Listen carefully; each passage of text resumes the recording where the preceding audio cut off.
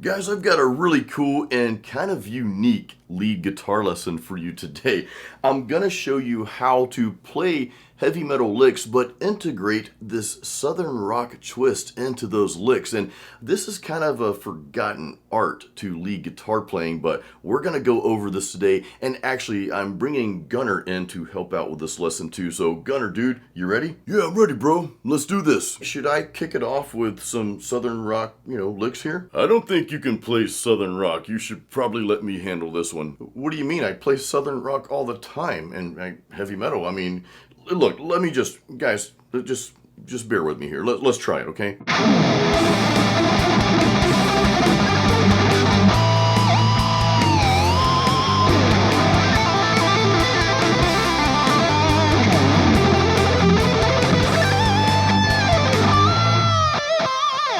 Yeah, dude, you kind of suck at it. I mean, whatever, dude. If you think you can do it better, here. Yeah, that's a better idea. Watch and learn.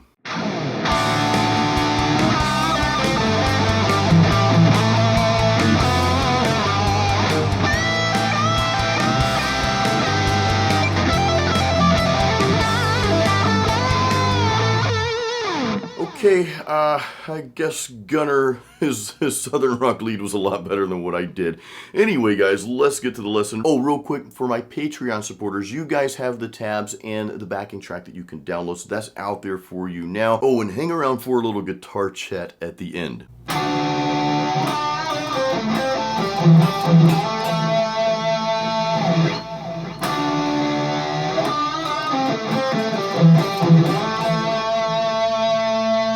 Now this first technique is got southern rock written all over it, but sounds really cool when you integrate it into a metal guitar solo. So if we were like to play what Gunner just played, then go into something that's more heavy metal, it will sound really cool blended together. So we're starting with this really cool 2-string bend, and I'm gonna have Gunner just play the 2 strings real quick. I think we're on the 7th fret G and B strings here, so this is what he's starting with.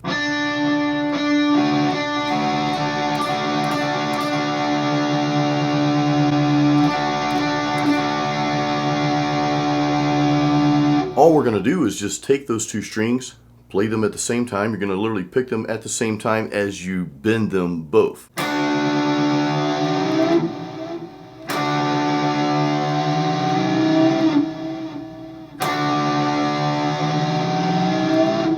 This is where you really get into, I guess, I don't say strength of your fingers, but kind of putting some pressure behind that, and really kind of brings out a different feel and vibe when you play this particular lick.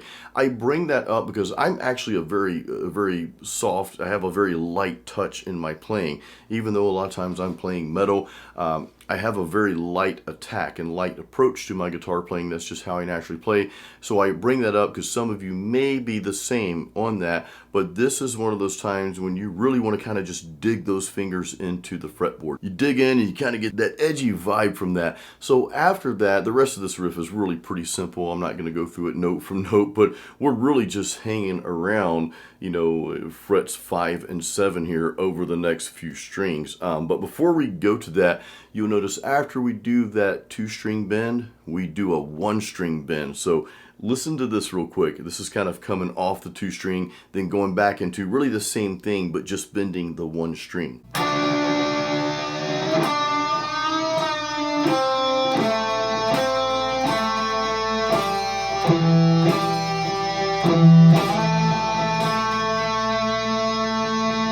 And again, we're just kind of hanging around that 5th and 7th fret area. It's a really simple lick here. Now, you guys know I always encourage you, yes, you can learn what I'm showing you here. I'm not throwing tabs up because, again, this is pretty simple, guys. I want you to really, for something simple like this, I really don't want you to need tabs. I want you just to listen and, just go back to that part in the video if you need to get those down. But more than that, play something else, right?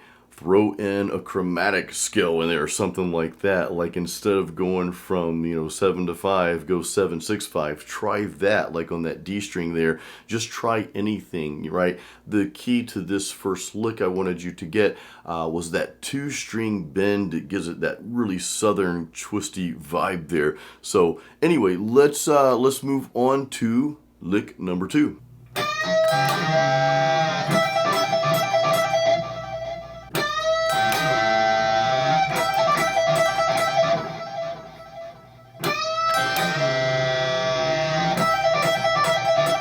This is very much a classic Southern rock 2-for-1 special here, because we're doing that bend, right? You're bending that string, but then you're gonna play the note on that next string, right? You're gonna play that note on the next string, which is really just a classic. And I think there's some technical name for this, and forgive me guys, I'm real bad when it comes to technical terms. But if you guys know what that is, feel free to comment. But this is extremely common, not only in Southern rock, but just in rock and roll, even in some of the metal. But I want you to imagine integrating something like this into a metal guitar lead and blending them together, because that's really what this lesson is all about. But yeah, this is a classic. We start out with just that classic bend, and then we're bending the 1 string, the B string in this case, and then we're gonna play a note on that E string as well. So let me go through this part, or have Gunnar go through this very slowly. So just listen and just see what he's doing here.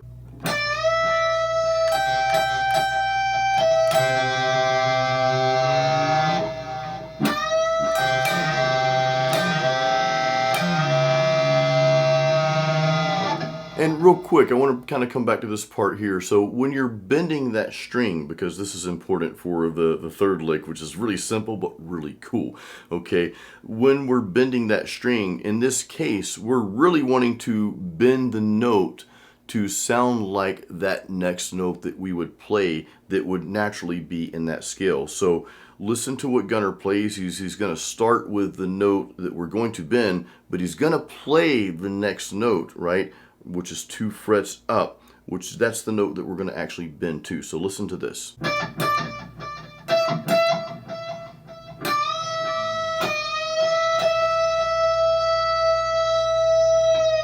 So when you're bending strings, this is just something if you're kind of new to playing lead guitar, when you're bending strings, try to find out where that next note naturally will be. Depending on where you're at and what key you're playing in, it might be a whole step or half step. So figure that out first, and then just bend it up to sound like that note, like we just did. Now, the second part of this little lick here, and this kind of makes it cool, this is kind of where we go from sort of classic rock to getting into more just straightforward rock and roll. We've got this hammer-on and pull-off that we're doing in between the E and the B strings there, and we're hanging around the 12th and 15th frets. So we're really doing that hammer-on, and let's just have Gunnar play it real quick. So yeah, we're starting out, we're going to pick that note on the 15th fret E string, but we've already got our first finger on that 12th fret in place, So you see, we start out on that 12th fret. We're going to pick that note, and we're going to hammer down. We're on the E string. We're going to hammer down on the 15th fret, and then we're going to do a hammer-on pull-off. Then we're going to go over to not the 12th fret, the 15th fret of the B string, okay? So 12, 15, 12 on E, and then we're going to hammer that note, okay, that 15th fret on the B string. This is kind of one of those licks you can't, you can play it slow, you can practice it slow, but really it's best to practice it with a little bit of speed, because that's going to help cut down on the string noise that you'll hear. If you try to play it slow, and I'll kind of demonstrate here, you will hear some string noise. So it's kind of like the faster you play it, the more you kind of get a better grip on this little lick here.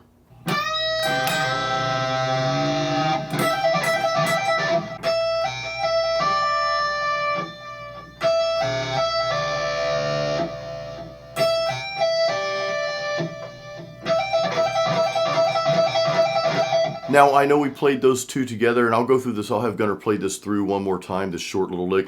I know we kind of merged two techniques into one, but you can separate these. Of course, you can do whatever you want with these lessons, guys. I encourage you to, man. This is why I do this. I want you just to take, even if you take just one little thing from it, I want you to expand on it, though, and see where that can take you, okay? So let's have Gunnar play through this once more.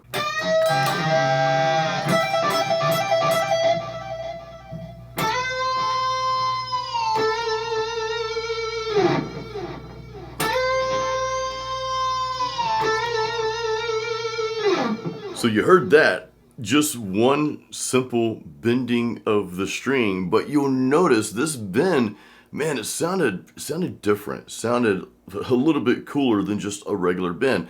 What we're doing here is normally we would bend up to that next note, whether it be a whole step or half step, it doesn't matter. It's just relative to the key that we're playing in and where we're at on the fretboard, what that next note is, okay? Here, though, we're actually bending a step and a half up. We're going to the next note, not the next note, but the next one, if that makes sense. But you hear what I'm saying, right? You can hear the note. It's kind of a little bit further beyond just that regular bend. We take it an extra step. This sounds really cool if you throw it in pretty much anywhere in a guitar solo. And what I encourage you to do, again, just kind of learn where you're at on the fretboard in conjunction to the key that you're playing in. What are the notes that you're wanting to play there?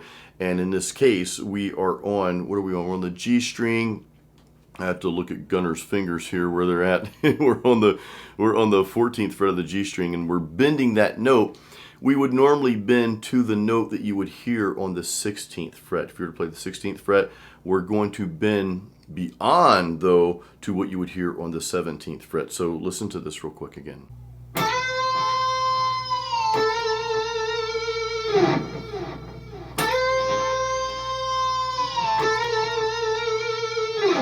Now, I just want to demonstrate this on another fret. Let's go over to the B string here. I want you to hear what Gunnar plays here. Same concept. We're just going to bend up. I think it's a step and a half here. We're just going to go a little bit further here.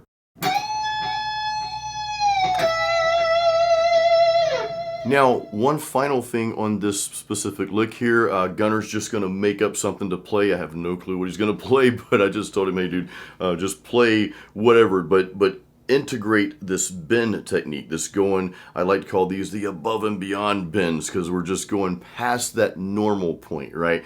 So I'm just going to have him, because I like you to use these in what I like to call real world scenarios, like in an actual lick, in a guitar solo. So he's just going to demonstrate something real quick, how he's going to play that, and then go into something else here, okay? So check this out.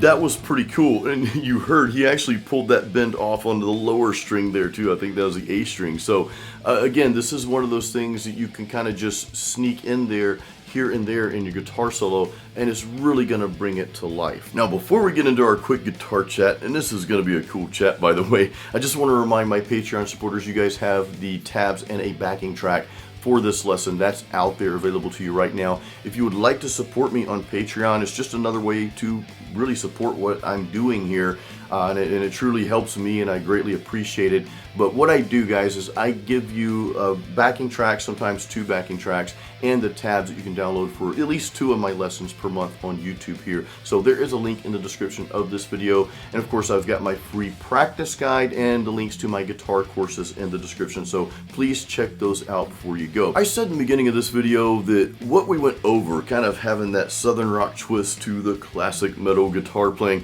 I feel like this has kind of become a lost art when it comes to lead guitar playing. You know, when I listen to any modern metal out there now, you know, people are doing something much different, and that's okay. I want to preface this by saying that is okay. I don't want to sound like some old fart, even though I'm kind of an old fart. I'll be 47 this May, by the way, so we're getting up there. But I myself do listen to more probably classic rock and the classic heavy metal and some of the old thrash metal, much more than anything that's modern out there. And I think that might be just a generational thing. Of course, I know a lot of younger folks in their 20s and other people that have kids in their teens. A lot of them actually prefer the older music over the new stuff out there, and that's kind of across most genres, you know, not even rock and metal. But anyway, you know, I'll kind of leave that there. I wanted to put this lesson out here though, because I know many of you like this style for one. And it's just something else that you can add to the list of things that you can throw into your lead guitar playing now and then. What I will say is, taking this lesson, taking these things that we just went over, doesn't mean that you have to now, okay, well, I'm going to be a classic metal southern rock player. That's not what this lesson was intended to be. This was intended just to, again, give you something else that maybe you haven't thought of, or maybe you used to play some of this stuff and haven't in a while. Sometimes we get kind of hung up on, well, I need to get better and learn this, and that. And let's just be honest, those southern rock leads, they're not that difficult to play. But I feel like sometimes we get so hung up on, well, it's got to be difficult for a guitar player to play to be good. No, guys, no, it does not. In fact, if you're just writing music, you know, because you want it to be difficult for guitar players to play, well, your audience is probably going to be just guitar players, and probably only a small percentage of them at that. Okay, and I'm not saying there's anything wrong with that if that's what you want, but if you're making music, you're writing music and playing music that you want to appeal to more metal heads or hard rock heads, is that a term, hard rock heads? But if you wanted to appeal more to those folks, not all of that audience is going to be guitar players, and sometimes people, yeah, they want to hear a cool lick because it sounds cool, right? But, you know, a lot of people just want to hear good music. And that doesn't necessarily equate to playing a rhythm or a lead that's just over the top complicated. Again, nothing wrong with that, but this lesson was to give you another kind of a simple tactic, right? Something you can have in your back pocket, just like a sweep arpeggio, right? And we should have demonstrated this in this video. Maybe we'll do it another time, but what if you get really good at sweep arpeggios, but then in the middle of that lead, you add this southern rock twist to it? You're really developing your own signature style and sound just by integrating different techniques into especially your lead playing, right? Because a lot of times a person's lead guitar playing really does define their sound and their style, right? Like you think of Kirk Hammett, you think of Joe Satriani, you think of Slash. Name any guitar player out there and they're gonna have their own style, own way of playing. So just being able to use several techniques instead of focusing on just one will really help you develop your own style even further. So I hope that helps you guys. I hope it makes sense. And guys, feel free to leave your comments and opinions and all that. Feel free to leave those in the comments section here. I always love reading those. I really do read everyone's comment. I try my best to respond to all of them. The channel is growing, has been growing a lot faster.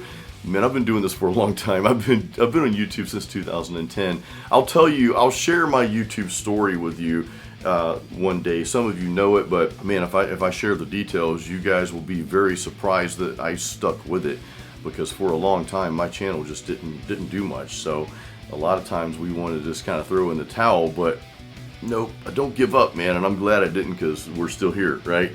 So anyway, maybe I'll share that on like a live, or let me know if you'd like for me to share the YouTube story. I mean, it's not like I'm some huge YouTuber at this point in time, but who knows? I mean, I'm putting this video out there. What are we in? We're in almost March. This is the last day of February that I'm filming this of 2022, and my channel just under 40,000 subscribers. So thank you guys, I really appreciate that.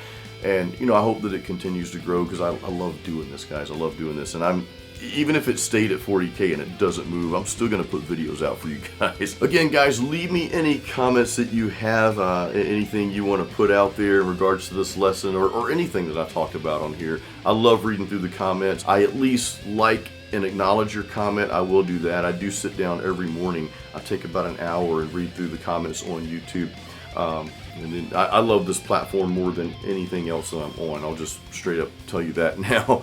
But I do read through them, and I try to respond to most of them, you know, as I can. But yeah, I do read your comments, so I love going through there. I'll at least give you a like and acknowledge the fact that I read it, because I appreciate a lot of the things that you guys have to say. I actually learn a lot from you guys as well. You know, sometimes I'll put stuff out there and I'm like, oh, okay. You know, I learn things from you guys just as much as you learn from my channel, hopefully. So, guys, on that note, you know what to do. Until the next video, keep it metal.